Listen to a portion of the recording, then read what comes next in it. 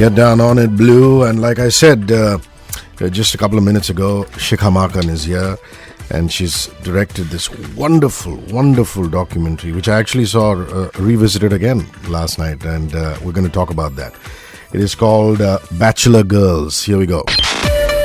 This is Good Morning Mumbai with Hrishikesh. Hey, wonderful to see you. How are you doing? I'm doing very good, Rishi, and feeling great to be here. And in a former life, you were a radio presenter yourself. Yeah. Wow, yeah, it's like nostalgia breaking in right now. You know, this is something that we always hear about. And we have polite discussion in living rooms or coffee shops, and then we go home. The fact that when you go out and try and take property on rent or as a PG, your religion and your gender and your marital status is all that matters. Bachelor Girls, what is it really about? I can keep talking about it, but I want you to say it. And when did you first think of making this documentary? So let's start with when did you first think of making it, and then what it's all about. So actually, I started filming this film about 2.5 years back.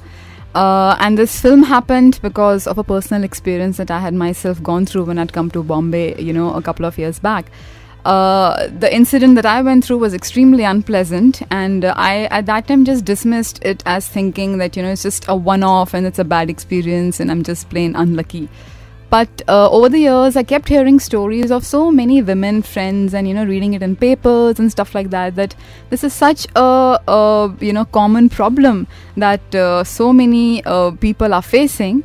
And I decided to tell this story, and I like to say that this is actually a human story, though I have taken a woman's voice because of my own gendered experience. And the film is here. I've put together this film with a bunch of women who've come to the city from various parts of the country, sharing their lives and experiences. It doesn't matter the size of the city that you come from. There's a girl from, is it Basti? Yes, that's right. There's a girl from Basti. There's a very upmarket urban girl from Bangalore. That's right. And they pretty much face the same problem. So, and there's this lady who says, I'm not even from the entertainment media and I have a regular corporate job. But at every step of the way, first I have to go through an interview with a real estate broker, and then I have to go for an interview with the landlord, and then I have to go for an interview with the society. And everybody wants a character verification. Talk about that. Firstly, I'd like to say that housing is a problem in Bombay. I think the idea of space is really a premium in a city like Bombay. And I would also like to say that housing discrimination is happening in various categories, such as you yourself pointed out, whether it's your religion, your eating habits, whether you have pets or not, what's your marital status. But what I'm largely also trying to, voice out through this film is the question of urban realities of women today. And that's where these whole things come about, you have to prove your character, you get commented on your clothes, you get called names and so on and so forth. Because, I very strongly feel that this subject, this story of mine becomes a case in point for housing. But the debate that's revolving largely around it is that, we have this version of a woman today who's urban, who's independent, who's educated, who's self-reliant, who's standing on 2 feet. This is a woman who we like to call the empowered woman. And when this version of the woman is at your doorstep, you're shutting your doors on her and saying, we don't like you. So it's a larger question of where have we come in our struggles of, voicing all the slogans and discussions about women empowerment and independence. This is a very confusing time, in that scenario, if you look at it. Live at 10:20 with Shikha Makan. We'll be back in a bit. Post this, she will tell you if there are any screenings or how to get in touch with her and really how to see Bachelor Girls, this fascinating documentary. Bruce Springsteen, Human Touch. At 10:30, Shikha Makan, really dazzlingly brilliant filmmaker. She tells me Bachelor Girls is her first documentary. It's quite unbelievable. Let's talk about this. The travails of the single woman, the spinster living in Mumbai city. This is Good Morning Mumbai with Hrishikesh. So now, where can everybody watch your documentary? Is there a page? Is there a website? I know it's not free to air on YouTube, so to say, as yet, in terms of the fact that you've just not been able to put it out there. Eventually you will, and it will be, free, because you're having a lot of screenings, I understand. Talk me through that. That's right. So at this moment, I'm holding a lot of private screenings for the film, which are coming up in 4 cities: Delhi, Bombay, Bangalore, and Pune. I have a Facebook page, which is by the name Bachelor Girls, where I'm updating dates and details and timings for the screenings. And I would really urge everyone to look out for it and be part of it. And an online platform soon enough after, I've done my round of private screenings and festivals. How did you manage to get the right people that you would get to talk about this? I mean, it's not easy, because here are girls who have faced humiliation, like being told, are you running a brothel there? Because they've had their male friends over, or even their relatives over for a conversation. Celebrities like Kalki Kekla, who have faced harassment at every level because of the way they look, even to the extent of her mother being asked for her passport and verification in a housing society because she's foreign. How did you manage to get the right people? How do you manage to convince them? Was it easy, difficult? Take me through that process. Interestingly, Rishi, it was not so difficult to find stories, because every second person that I spoke to, every second woman had some or the other similar incidents to tell. Yes, it was difficult to have them say it on camera though. And though a lot of people shared their stories with me, some of them decided to back out, and I do respect their reservation, for the reasons known best to them. So yes, bringing it all together, on screen was a bit of a difficulty. What was even more difficult was to have the housing society people and brokers talk to me. Because, what did you tell them? Did you tell them you're making a documentary on Bachelor? You wouldn't have told them that. Come on. Now you can get the behind the scenes stories. My secrets out, man. No. Now you can tell me the behind the scenes story. Of course you can. Well, no, I was pretty honest in that sense to say that this is the film about housing issue. That how do you decide who will live in your building? And I'm hearing stories that there's discrimination. So that's the interesting part. So people would go and say, "What? That's a lie. What? You're cooking up stories." There's such a sense of denial. Like you said, we all go through this and we just brush it under the carpet and move on with our life and compromise with what life gives us and don't raise our voice against it. Getting some of those people talking was a really challenging thing, I would say. And And speaking of telling slight untruths, there is Menka, who's an actress in the documentary. That's right. And she's sitting surrounded by her bags, a very poignant moment, which I thought, really gave me goosebumps. And she says that, it's unfortunate that all the pressure that she faces outside the house, she's having to go through that in the society herself. And she had to tell an untruth to the society. And at the same time, she had to take luckily, the broker in confidence, who was kind enough. And things like that. Women are being pushed into a corner to do that, isn't it? Yeah. Absolutely. So again, you have to be apologetic for who you are. This is such a sad state of affairs. Here we again are speaking about empowering women to claim their identities and become the people they want to. But at the same time, you want them to be ashamed of who they are. So this paradox in the society is extremely bewildering. And this is these dichotomies are what we need to talk about, to introspect about, to raise issues. And untruth also, there are people who, for instance, want to live in together.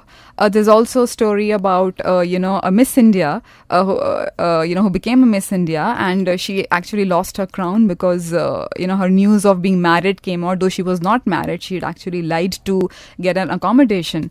So, this just makes your reality so conflicted. At one hand, you're coming out, you're leaving your homes behind, you're taking this challenging journey of moving ahead in life and, like I'm saying, claim your identity and your dreams. And at the other hand, the society continues to view you in a gendered perspective with the same age-old archaic stereotypes and keep pushing you, into those categories, which we should have actually left behind by now after so much of conversations. And my point is that why would a city not be sensitive to the dreams of a girl who's coming from any part of the country? It takes a lot for a girl coming from Basti, which is a small town, to leave behind that life and come and say, hey, I am going to Bombay to live my dreams.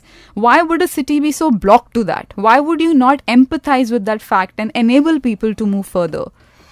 Jiten Bhagat, good morning, buddy. I'm glad you liked Human Touch. Aditya Nogria, good morning. I'm glad you're loving the conversation. Rajnil Thakur, Cool and the Gangs Get Down is sampled by two boy bands, one by Blue and the other in around 2000 by 98 Degrees. Thank you for that trivia. Mugda, good morning. And Mash Tweetwani, thank you very much. Bhavin Shah, I'm glad you feel I'm rocking it, buddy. Good morning, Sanjana Kapoor. How are you doing? I had a wonderful time in studio with your hunky brother. I'm glad you're tuned in. Okay, more with Shikha Makan. Up ahead, we're talking about Bachelor Girls, which is her documentary. Robbie Williams said, "Love Be Your Energy." My name is Hrishikesh. It's 10:36. Good morning. Very poignant documentary here. It's called Bachelor Girls. It's directed by Shikha Makan. The travails of the spinster, the single girl living in Mumbai city, coming from satellite townships or otherwise, and facing so many problems, and very, very well portrayed in this particular documentary. And of course, we didn't finish the discussion on Kalki. I just thought she was incredibly sporting, talking about her life. So talk to me about that. So, at a time when I was researching for my stories, through a common friend, I came to know that even Kalki, a person like Kalki, is also having issues, looking for a house. And then I approached her, and she was very forthcoming in wanting to share her story as well, which I'm very thankful to her about. But it also amazes me that somebody at that stature also, who has a public image, who also has a certain kind of admiration and fan following in the society, would get all the accolades otherwise. But when again she's your neighbor, you have lots of issues with the way she looks, the culture that she belongs to, the nationality she has, for instance. So again, it points to the same fact that the society at large is not ready to accept modern Indian women today. And I really feel that though women have come of age in their movement, in asserting themselves as individuals, society has not evolved at the same pace. I think there is a huge gap between the two things. While women have come forward, society is still living in multiple centuries, is what I feel. And I also think it's a very important topic to talk about, is because migration of women for work is a fairly new phenomenon, maybe a decade or two old, and more so in last 5 years. We've seen a lot more women leaving their homes, coming out to metro cities to live their dreams. So if this is the larger social attitude we're going to carry, and we are continuously going to look at women through a gendered eye and still believe that their sexuality and their ideas of respect have to be controlled by a caretaker, by a male figure in their life. So it's going to be a very sad state of affairs, because then we are thwarting their growth, and we are literally not, in actual sense of the word, empowering women, which we really want to do. And also, it's just staggering that you're a woman living alone in Mumbai city, and you have a female friend over, and she brings along a husband, and chowkidars or watchmen are told to ask for marriage certificates. I mean, things like that are happening. I mean, it's really atrocious. And there is this whole aura of this is how a single woman should be and behave. And it was remarkable that these are all progressive people. And I think one of your protagonists says that, saying if these housing society members, managing committee members, actually had girls who got jobs in Delhi or some other city, could they ever imagine what their children would go through when they state things like, Bharatiya Sanskriti and aise rehna chahiye and things like that? Talk about that. Talk about how unapologetic the brokers as well as the society people in a lot of cases have been. So that's the interesting part. I think that, again, like most of these society people also, we're all part of the same society by and large, would want their girls to get educated today, and they would want their girls to go out and seek jobs and, be financially independent. But the idea of control the idea of power and control of a woman continues to be the same as it has been all these, years back. So even though you would like your daughter to be, chalo masters hai, and she's also, earning well, but she should get married timely. She should have a child timely. We do not want to respect a woman making a choice. You don't want to let a woman claim her choice at all in this kind of a scenario that we are seeing. And the whole thing about, why are we moral policing? Why do we want to control a woman? I mean, these are questions that we've now been asking for more than 2 to 3 decades, in again, women's movement in India. And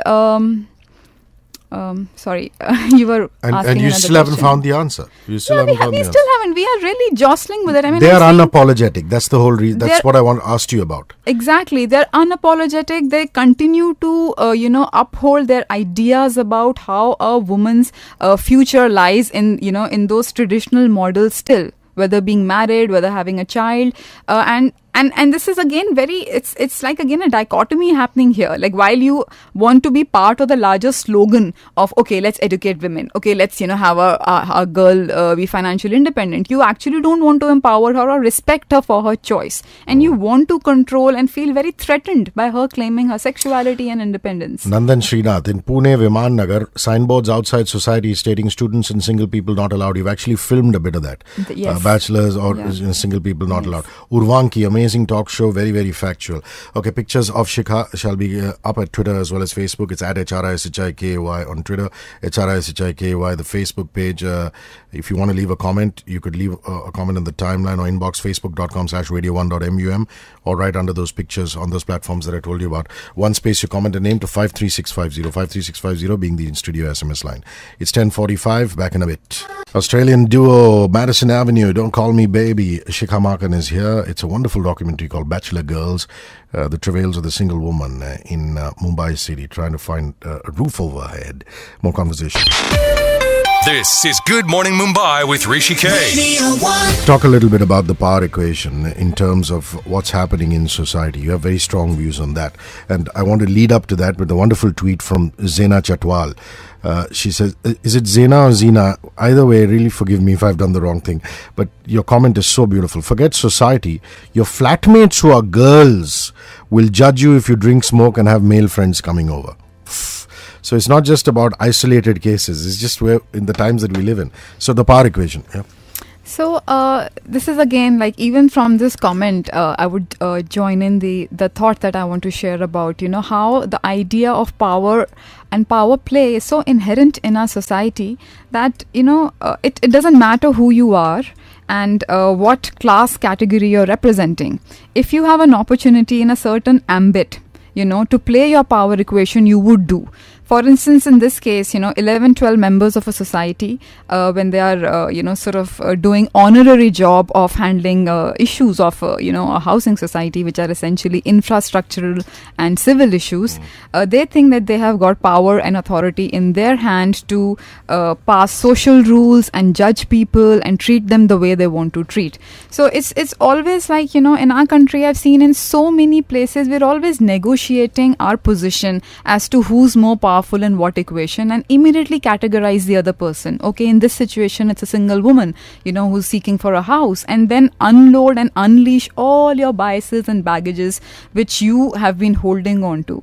And, it's such a sad state of affairs, and it largely comes from the way our upbringing is, I feel, because although again we know the right and the wrong thing in social living, but we don't have enough conversations and introspections about, being more inclusive, being more empathic, being trying to understand the other person's point of view. The immediate riding thing for us is, who am I, and am I in a powerful position here to exert my authority over the other person.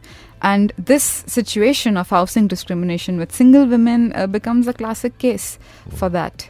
And obviously, this is across the spectrum as far as profession is concerned. Media people obviously look down upon, lowest rung of the ladder. Absolutely. Foreigners and what they go through. I mean, there's this wonderful French lady who was talking about how she'd actually had some friends over on her birthday. And the society officials, along with the landlord, came into the house and asked her to pack up and leave right away. Absolutely. And asked questions, very personal questions, saying, who's in here? What's happening? What kind of business is being conducted and things like that. So, there is people who going through what they do because of love, because of marriage. And I like the way you've actually bifurcated that. And of course, what foreigners go through. Yeah, I think, the idea, the society doesn't enjoy the idea of a woman's privacy is something which is her own. Everybody has a comment on her private life. Everybody has a comment on her sexual choices. You basically don't want to leave, a woman alone if she's single on her own and think that it is okay for you to be intrusive into somebody's life and pass comments and tell the person, what is morally right and wrong. So, yeah, like you said, that it's not also about professions, whether you're a banker, whether you're a media professional, which of course gets the maximum brunt because of being tabooed all the time, whether you're a student, whether you're a research scholar or working for something like United Nations, across all professions and also across all categories, of religion and other statuses like single, married, unmarried, food habits, whatever. Women tend to be a common subset to all these categories. And in this equation of power play, I'm coming back to that point, unfortunately, patriarchy rules at the seat of power. And in an instance where power will get unleashed between two individuals, if it's a woman, gender gets to, play its action. So it's a double whammy if you're a woman, and I think the worst category becomes if you're a single Muslim woman who works in the media. Radhika has got an interesting comment. Mostly in India, women feel guilty of encouraging women. Mums will do their deed by educating them but then push them to have babies, marriage as time is right. So it's not a motivating environment. You're fighting against your own. I've seen it with all my friends. Shikha, just heard her. She speaks my mind. It's called labeling, an Indian thing, India specific. So annoying. My daughter at 13 can see the distinction. It doesn't happen abroad. Wonderful comment that. Absolutely. And I think I resonate my voice with her completely, and which is the point that I'm trying to make, that although as women we have begun to redefine ourselves, our society refuses to do that. We have to take a pause at this moment in time and watch this lacuna. Why is it that, and I totally agree, the face of patriarchy is men and women both. It's not that, we are saying that it's only discrimination is only coming from the male gender. Even women, in your own family, in your own circles of friends, maybe carrying all these stereotypical ideas about, what a woman should be. And it's largely because we are not having enough dialogues and truly understanding what it means to empower a person beyond the tick marks, education, financial independence, and so on and so Justin forth. Timberlake, Can't Stop the Feeling. Gonna say bye-bye to Shikha Makan, director of Bachelor Girls, a wonderful documentary about single women trying to find place. PG rental in Mumbai City. 11:03, I'm Hrishikesh. Justin Timberlake doing his thing, Can't Stop the Feeling. At 11:06, gotta say bye to Shikha Makan. Bachelor Girls, like I've tweeted out, is a very, very important documentary of our times on the travails of single women living in and looking for homes on rent as well as PG in Mumbai City. Okay, your parting thoughts, and you're also an ad filmmaker, so where can we That's find right. all that work? Yeah? And for people who've tuned in late, where can they get news about Bachelor Girls and the next screening? Just repeat that part again. Yeah? So Bachelor Girls has a Facebook page. You can follow that page to get all the updates on screenings. I'm an ad film director, and you can catch my work on my Vimeo page, which is vimeo.com/Shikha Makan to see my TVC work. And it's Makan. Okay, guys. So even if you want to follow on Twitter it's at SHIKHAMAKAN, not KEN. Yeah, continue. So that's where they can find you. The next project, we are very excited about it. I know you can't give too much away, but just a little bit. So the next project that I'm working on is a biopic. It's a feature fiction project, and it's based on the life of a forest officer. It comes from the world of conservation, which is again an extremely important dialogue in today's world, and I'm really looking forward to bringing that film together. Wonderful. And what do you have to say to all these lovely ladies like Urvanki has tweeted? And today also, women are considered to be an object. So if a woman is independent, her in-laws, her family, her surroundings term her as taboo. So, yeah, the enemy within and the enemy outside. What do you have to say before we say bye? This is fantastic, Rishi. I'm so thankful to you for bringing me on this platform, because one of the main reasons for me to do this film was to raise a debate and reach out to as many people to join this voice. And that is exactly what is happening. So let's please continue this discussion and hope for a change. Cheers. Have a good day. Bye. Thank you. Bye-bye. Messages and back.